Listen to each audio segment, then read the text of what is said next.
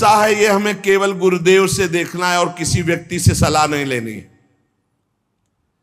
फिर हमें कोई बुरा कहता रहे तो हमें कोई परेशानी नहीं, क्योंकि हम गुरुदेव से मिलकर चल रहे हैं। बस साधक मार्ग पर चलने वाला है, अभी सिद्ध तो हुआ नहीं, इसलिए उसे कभी भूलकर कोई दूसरा भरोसा नहीं कर लेना है। भरोसो जाहि दूसरों सो करो। अगर किसी का भरोसा कर लिया तुम्हारा मार्ग रुक जाएगा। भरोसो जाहि दूसरों सो करो। मोही तो सावन के अंधे जो सूझत रंग हरो ही हरो। हमारी महारानी, हमारी लाडली जो जैसे रखे वैसे हम महानता आनंद का अनुभव करेंगे। दूसरे से नहीं, बने तो रघुबर ते बने, बिगड़े तो भरपूर, तुलसी और अंते बने ता बनवे पे धूर। अनन्यता, निष्ठा, इष्ट प्रियता। जिसने संसार में किसी और का भरोसा कर लिया, बस बहुत बहुत बदल जाता है। हाँ, बहुत बदल जाता है। साधन को बदलते देर नहीं लगती। जहां साधक चूक कर देगा तो साधना बदल जाएगी। साधना होने लगेगी मान की, प्रतिष्ठा की, भोगों की। आप सच्चे गुरु, सच्चे आचार्य के बन करके चलो तो आगे ही आगे मार्ग आपको प्रकाशित करते चले जाएंगे। गुरुदेव पूछने की जरूरत नहीं, आगे का मार्ग खुद दिखाई देने लगता है। सच्चे साधक को मार्ग पूछना नहीं पड़ता, ये अध्यात्म है, अपने आप आगे प्रकाशित होने लगता है। सफलता आपके चरण चूमेगी यदि सावधान रहे तो। और अगर इन विषयी पुरुषों के फसाव में आकर फंस गए, भटक गए, तो फिर बदल जाएगी, साधना बदल जाएगी। परमार्थ में बहुत सावधान। एक भी जीवन भर कोई अपना नहीं होना चाहिए, पूरे विश्व में कोई पराया नहीं होना चाहिए। ये चतुरता उपासक की। एक भी पूरे जीवन में अपना नहीं होना चाहिए, पूरे जीवन में, और पूरे विश्व में कोई पराया नहीं होना चाहिए। समझ लो, जो सबसे परे सबसे भरे उसका सेवक कितना प्रवीण होता है। साधक साधना में सावधान, उसके बीच में प्रलोभन आएंगे भगवत प्राप्ति के बीच में, चाहे वो सिद्धियों का, चाहे देवताओं का हो। लोक की तो बात ही क्या, केवल अपने इष्ट के लिए जो धुआंधार भजन में लगा हुआ है, कहीं विश्राम नहीं, कहीं कोई चाह नहीं, वो निकल जाता है। सालोक के सारिष्ट सामीप्य सारूप्य एकत्व मप्युत दीयमानम न गृहणंति बिना मत सेवनम जना। भगवान का भक्त इन मोक्ष सुखों को स्वीकार नहीं करता। सिद्धियां और देवता या अन्य सुखों की तो बात जाने दो। ध्यान रखने की बात है कि अनन्य प्रेमी, अनन्य भजनानंदी ही भगवत साक्षात्कार करता है।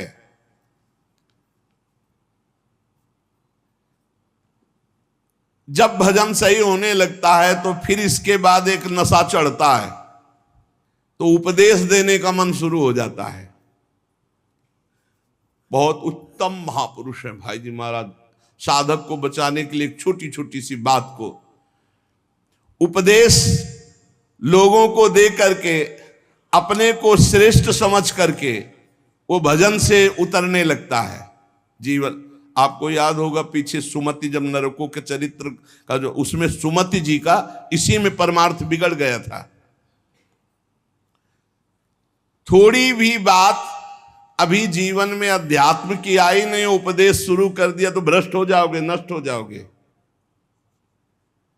एक संत गए थे श्री सीताराम ओंकारनाथ जी महाराज जी के पास, तो देखा और कहा कि क्या करते हो? तो उन्होंने कहा कि उपदेश का प्रवचन। तो उन्होंने कहा था वैसे है मंगलमय कार्य, लेकिन भ्रष्ट होने में देर नहीं लगेगी। ये सिद्ध पुरुषों का, जो भगवत प्राप्त महापुरुष है, उनको अन्य साधक इस चक्कर में न फंसे। भगवान अगर इतनी सामर्थ्य दिए तो बात अलग। भगवान की चर्चा करना बहुत अच्छा है, भाई जी महाराज कह रहे, सुनना अच्छा है, लेकिन इसके बाद का जो परिणाम है, प्रणाम नमस्कार वाह वाह यश कीर्ति, वो तुम्हें भ्रष्ट कर देगी यदि भगवत प्राप्ति नहीं हुई है।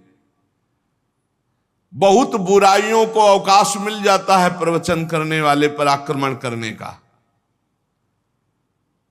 अच्छे से फुर्सत में हमारी बात चिंतन करना, एकांत में। भाई जी कह रहे वास्तविक लाभ से वंचित हो जाओगे यदि भगवत प्राप्ति नहीं हुआ, प्रवचन शुरू कर दिया तो। जब तक जीवन में सत्य उतर न जाए तब तक प्रवचन न करे। इसलिए प्राचीन काल की गुरु परंपरा थी कि गुरु उपदेश करते थे और गुरु लायक देखकर उपदेश करते थे। उसे साधन बता दिया, पूरा जीवन साधन में लगा, सिद्ध हो गया, अब वो उपदेश करे। ऐसा नहीं कि यहां प्रवचन सीख कर प्रवचन किए जाए। जो केवल प्रवचन तो कुछ नहीं रह जाता, रुपया पैसा मान प्रतिष्ठा ये सब, भगवत मार्ग का कुछ नहीं रह जाता पक्का। गुरु कृपा पात्र जो केवल कथयंति च माम नित्यम तुष्यंति च रमंति च, ये अलग मार्ग है।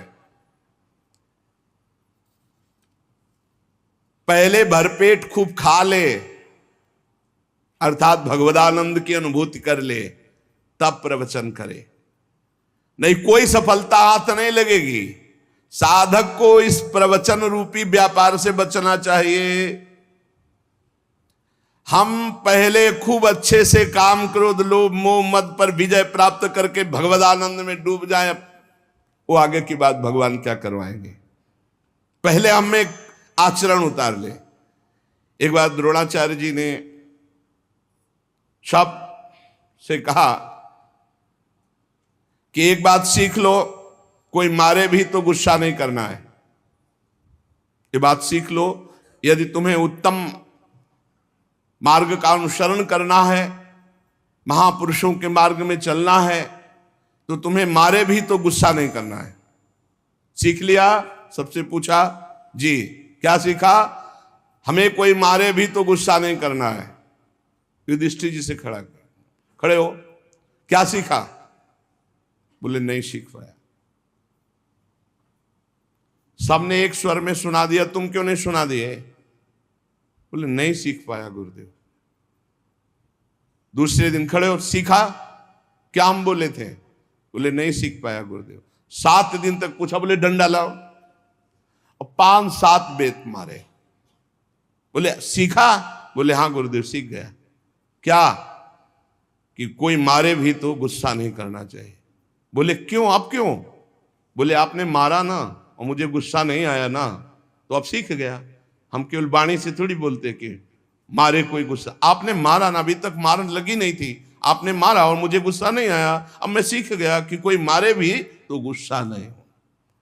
अर्थात जो उपदेश है वो पहले आचरण में आना चाहिए, वो हमारी परिपक्वता होनी चाहिए। धर्मराज युधिष्ठिर कभी मिथ्या नहीं बोलते। आपने सिखाया कोई मारे गुस्सा नहीं आना, तो अब पहले हमारे मार लगे हो, मुझे गुस्सा ना आवे तब मैं बोलूंगा।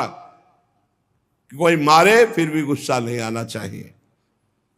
तो हर रोज हम बड़ी महिमा की बात कह रहे हैं, वही सत्संग सुनाते हैं घुमा के, चाहे शब्दों का अंतर हो, सत्संग वही होता है। क्योंकि नई बात आएगी कहां से? शास्त्रों में जो है वही तो सुनाएंगे। परमार्थ की बातें घुमा फिरा कर 1000 बार वही हम कहते हैं।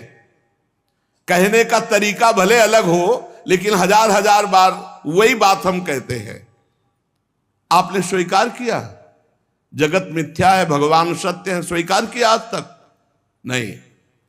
स्वीकार किया सब में भगवान ही भगवान है? नहीं। स्वीकार किया कि 1 मिनट भी भजन से बिलग नहीं होना? नहीं। और यही बातें तो घुमा घुमा के कही जाती है। तो क्या केवल सुन रहे हो, उसे गुण नहीं रहे, उसे जीवन में उतार नहीं रहे?